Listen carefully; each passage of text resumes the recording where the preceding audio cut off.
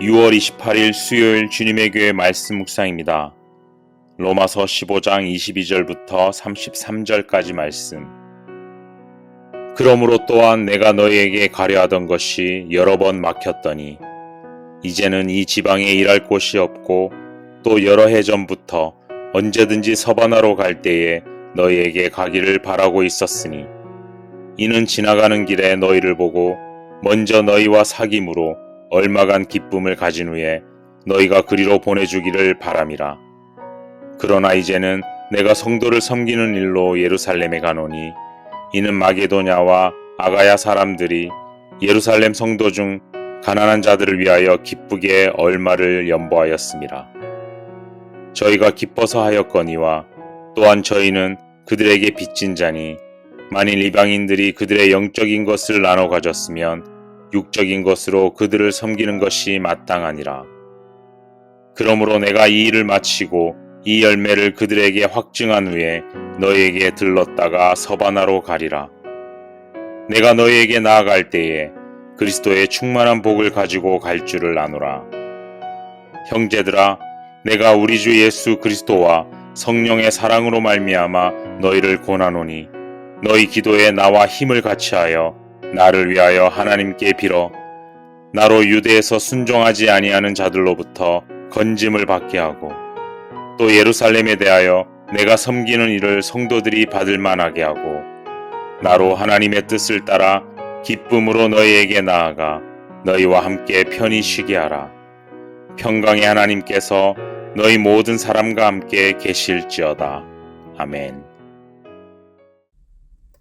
샬롬, 오늘도 말씀과 함께 동행하는 귀한 성도님들을 주님의 이름으로 축복합니다.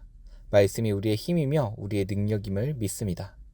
오늘도 말씀을 통해 하나님께 가까이 나아가는 복을 가득 누리게 되시기를 소망합니다. 오늘 말씀은 과거의 선교 보고를 끝낸 바울의 앞으로의 선교 계획과 기도 제목을 전하는 내용입니다. 바울은 이방인의 사도로서 자신의 사명과 지금까지의 선교 사역을 잘 전했습니다.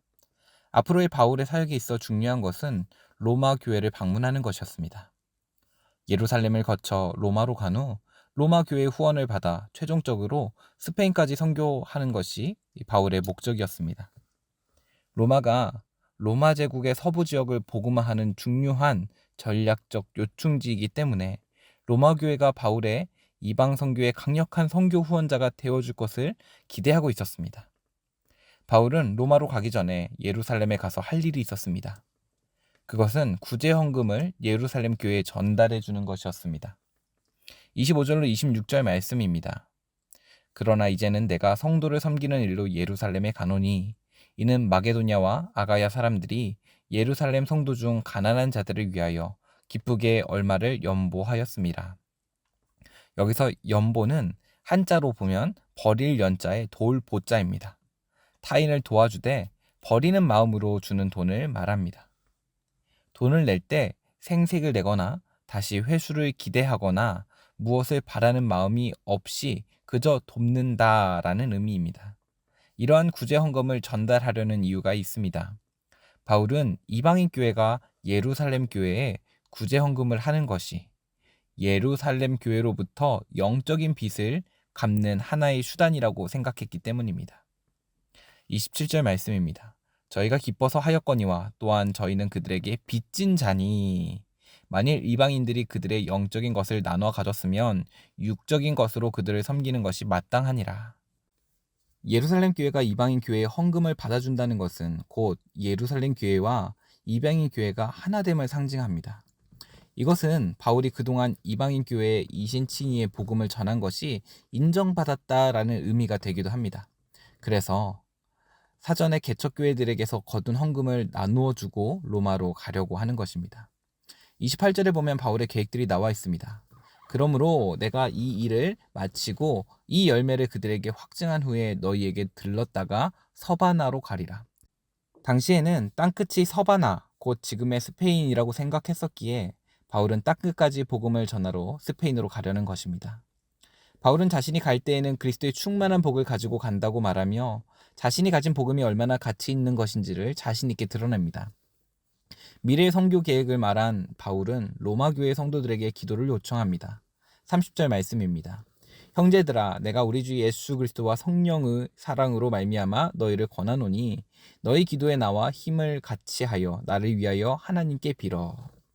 어떤 기도를 요청하는지가 31절에 구체적으로 나오는데, 나로 유대에 순종하지 아니하는 자들로부터 건짐을 받게 하고, 첫 번째는 안전을 위한 기도였습니다. 나로 유대에 순종하지 아니하는 자들로부터 건짐을 받게 하고, 예루살렘에 가서 복음의 적대적인 유대인들에게 죽음을 당하지 않도록 자신의 신변 안전을 위한 기도를 부탁하는 것입니다.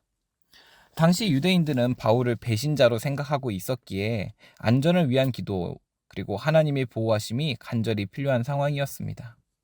로마 교회는 바울에게 든든한 기도의 후원자였습니다.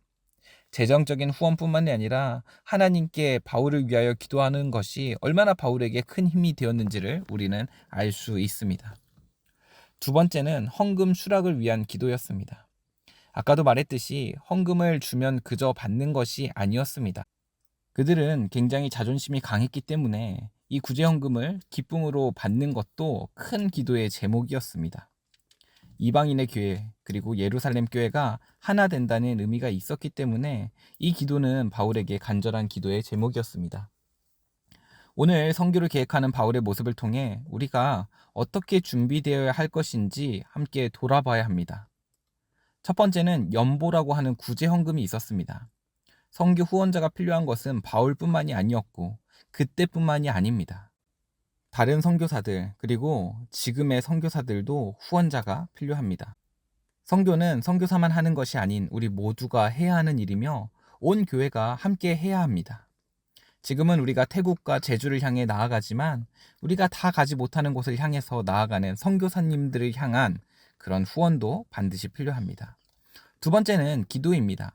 우리가 나아가지만 또 우리가 보내지만 가장 그들의 마음의 문을 열고 만지시는 이는 바로 하나님이십니다. 나아가는 자들을 지키시고 또 계획된 사역이 잘 진행될 수 있도록 하나님을 전적으로 의지하는 것이 필요합니다. 하나님의 역사하심을 위한 기도가 반드시 필요합니다. 주님의 교회 첫 선교가 준비되고 진행되고 있습니다. 보내는 선교사로 물질적인 후원과 또 기도의 후원이 필요합니다. 아직도 우리가 가야 할 땅은 많습니다. 그렇기에 우리가 가지 못하는 곳에, 우리가 알지 못하는 곳에, 그곳에 계신 선교사님들을 위해 마음 다해 뜨겁게 기도하는 주님의 교회가 되기를 간절히 소망합니다. 기도하겠습니다. 좋으신 하나님, 온 인생을 다 드려 그리스도의 복음을 기쁘게 전하는 바울처럼 우리도 복음을 전하는 인생 되기를 소망합니다. 우리 모두가 주님의 이름을 모르는 땅으로 나아가지는 못하지만 물질과 기도를 통해 보내는 선교사가 되게 하시며 물질이 쓰이는 곳마다, 기도가 심겨지는 곳마다 하나님의 사랑이 가득하게 하옵소서. 우리를 사랑하시는 예수님의 이름으로 기도합니다. 아멘.